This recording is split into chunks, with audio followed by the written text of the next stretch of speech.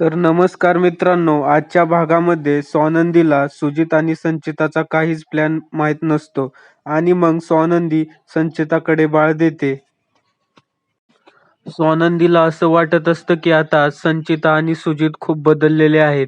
ते आता पहिल्यासारखे राहिलेले नाहीत.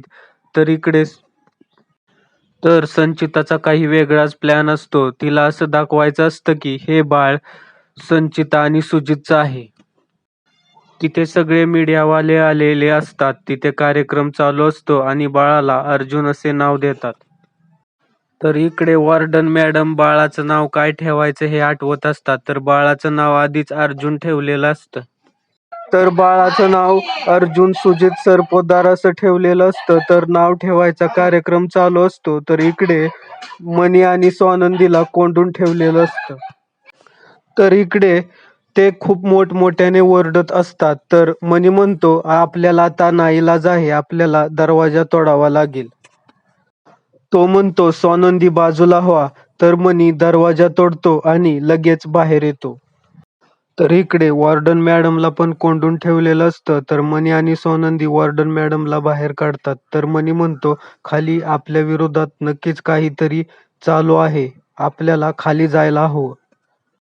तर पुढे मनी, स्वानंदी आणि वॉर्डन मॅडम लगेचच खाली पळतात आणि तोपर्यंत त्यांचा नाव ठेवण्याचा कार्यक्रम आटपलेला असतो. तर स्वानंदी म्हणते, हे काय करताय तुम्ही संचिता मॅडम माझ्या बाळासोबत? तर तुम्ही प्लीज माझं बाळ मला परत द्या.